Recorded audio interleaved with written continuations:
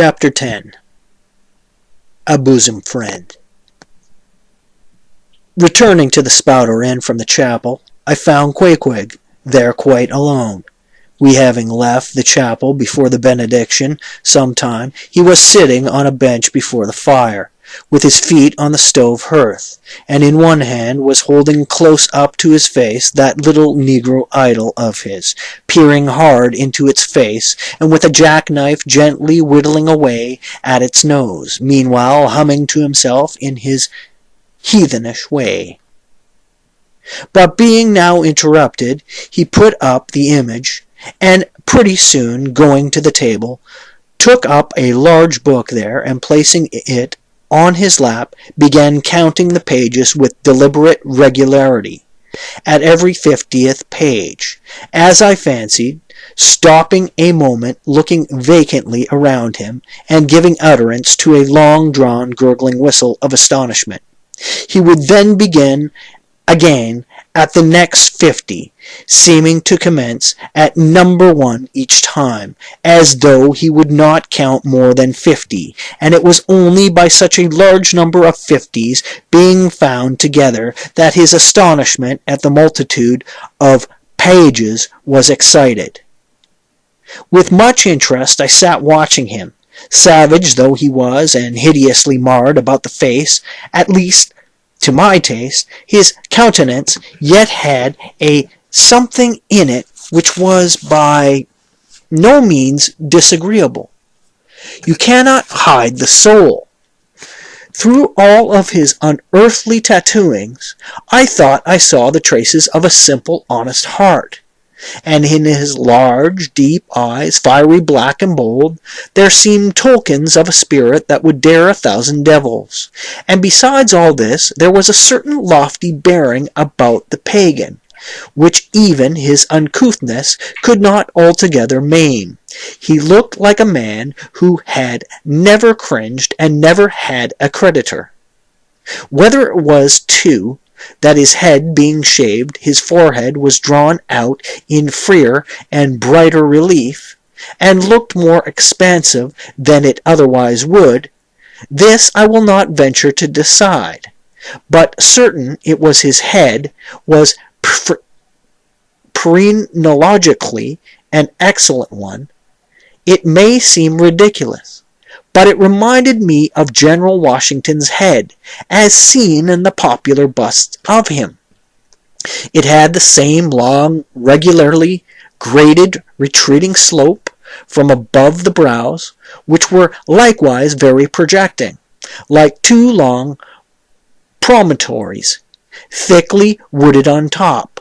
Queequeg was George Washington, cannibalistically developed.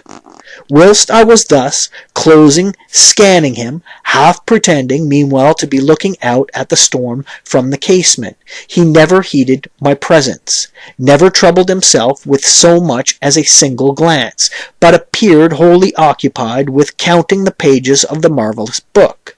Considering how sociably we have been sleeping together in the night previous, and especially considering the affectionate arm I had found thrown over me waking in the morning, I thought this indifference of his very strange. But savages are strange beings at times. You do not know exactly how to take them. At first they are overawing. Their calm self-collectiveness of simplicity seems a Socratic wisdom. I had noticed also that Queequeg never consorted at all, or but very little, with the other seamen in the inn. He made no advances whatever, appeared to have no desire to enlarge the circle of his acquaintances. All this struck me as mighty singular, yet upon second thoughts there was something almost sublime in it. Here was a man some 30,000 miles from home by the way of Cape Horn, that is, which was the only way he could get there, thrown among people as strange as him, as though he were in the planet Jupiter, and yet he seemed entirely at his ease, preserving the utmost serenity, content with his own companionship, always equal to himself. Surely this was a touch of fine philosophy, though no doubt he had never heard there was such a thing as that. But perhaps to be true philosophers, we mortals should not be conscious of so living or so striving. So soon as I hear that such or such a man gives himself out for a philosopher, I conclude that, like the dyspeptic old woman, he must have broke his digester. As I sat there in the now lonely room, the fire burning low, in the mild stage when after its first intensity has warmed the air, it then only glows to be looked at, the evening shades and phantoms gathering around the casements and peering in upon us silent, solitary twain, the storm booming without in solemn swells, I began to be sensible of strange feelings. I felt a melting in me. No more my splintered heart and maddened hand were turned against the wolfish world. This soothing savage had redeemed it. There he sat, his very indifference speaking a nature in which there lurked no civilized hypocrisies and bland deceits. Wild he was, a very sight of sights to see, yet I began to feel myself mysteriously drawn towards him. And those same things that would have repelled most others, they were the very magnets that thus drew me. I'll try a pagan friend, thought I, since Christian kindness has proved but hollow courtesy. I drew my bench near him, and made some friendly signs and hints, doing my best to talk with him meanwhile. At first he little noticed these advances, but presently, upon my referring to his last night's hospitalities, he made out to ask me whether we were again to be bedfellows. I told him yes, whereat I thought he looked pleased, perhaps a little complimented. When we then turned over the book together, and I endeavored to explain to him the purpose of the printing, and the meaning of the few pictures that were in it. Thus I soon engaged his interest, and from that we went to jabbering the best we could about the various outer sights to be seen in this famous town.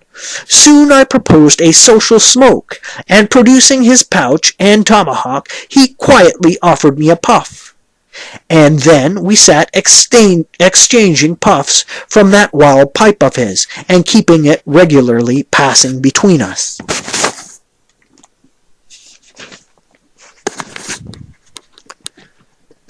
If there yet lurked any ice of indifference towards me in the pagan's breast, this pleasant, genial smoke we had soon thawed it out, and left us cronies.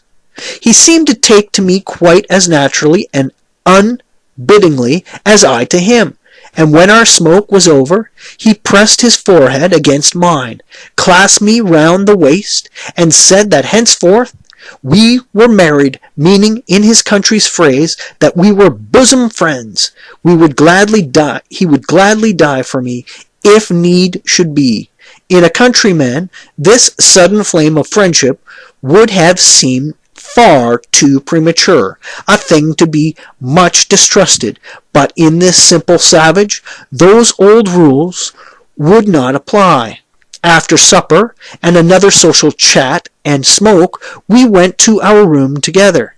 He made me a present of his embalmed head, took out his enormous tobacco wallet, and groping under the tobacco, drew out some $30 in silver, then spreading them on the table, and mechanically dividing them into 2 equal portions, pushed one of them towards me, and said it was mine. I was going to remonstrate, but he silenced me by pouring them into my trousers pockets. I let them stay. He then went about his evening prayers, took out his idol, and removed the paper fireboard. By certain signs and symptoms, I thought he seemed anxious for me to join him, but well knowing what was to follow, I deliberated a moment whether, in case he invited me, I would comply or otherwise. I was a good Christian, born and bred in the bosom of the infallible Presbyterian Church. How then could I unite with this wild idolater in worshipping his piece of wood? But what is worship, thought I? Do you suppose now, Ishmael, that the magnanimous God of heaven and earth, pagans and all included, can possibly be jealous of an insignificant bit of black wood? Impossible. But what is worship? To do the will of God, that is worship. And what is the will of God? To do to my fellow man what I would have my fellow man do to me. That is the will of God. Now, Queequeg is my fellow man, and what do I wish that this Queequeg would do to me? Why, unite with me in my peculiar Presbyterian form of worship. Consequently, I must then unite with him in his. Ergo, I must turn idolater. So I kindled the shavings, helped prop up the innocent little idol, offered him burnt biscuit with Queequeg, salaamed before him twice or thrice, kissed his nose, and that done, we undressed and went to bed, at peace with our own consciousness and all the world. But we did not go to sleep without some little chat. How it is I know not, but there is no place like a bed for confidential disclosures between friends. Man and wife, they say, there open the very bottom of their souls to each other, and some old couples often lie and chat over old times till nearly morning. Thus, when in our heart's honeymoon, lay I and Queequeg a cozy loving pair.